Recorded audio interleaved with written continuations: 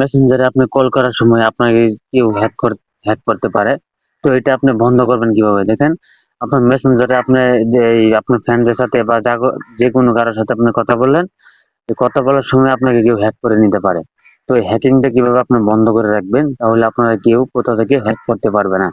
তাহলে চলুন আমরা চলে যাই মেসেঞ্জারে। এই যে মেসেঞ্জার দেখতে পাচ্ছেন, আমরা কি করব, মেসেঞ্জারে ক্লিক করে দিলাম। ক্লিক করে দেওয়ার পরে আমরা ব্যাগে চলে আসবো। এখানে এখানে সেটিং যে থ্রি লাইন যে অপশনটা দেখতে পাচ্ছেন, আমরা থ্রি লাইন অপশনে ক্লিক করে দিব।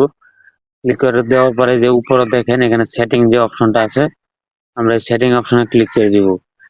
এদিকে ক্লিক করে দেওয়ার পর আমরা এদিকে স্ক্রল করে এদিকে চলে আসবো। আসার পরে আমরা এখানে দেখবো অসংখ্য অপশন রয়েছে, সেটটি এখানে আমরা ক্লিক করে দিব।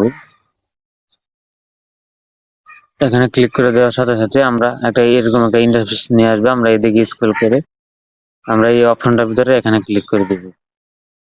এখানে ক্লিক করে দেওয়ার পরে এই যে ভালো করে লক্ষ্য করেন, এই যে এখানে যে অপশনটা দেখতে পাচ্ছেন, আপনারা দেখেন ভালো করে লক্ষ্য করেন। এই যে তো আমরা এই অপশনটাকে অন করে দেব। দেখেন বন্ধ ছিল, আমরা অন করে দিলাম।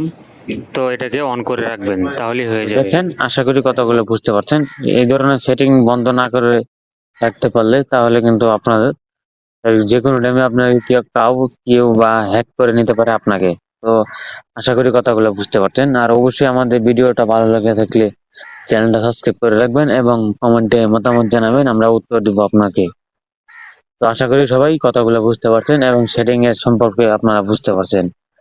এখন আপনার নিরাপত্তা মেসেঞ্জার চালান, কোনো প্রবলেম নাই।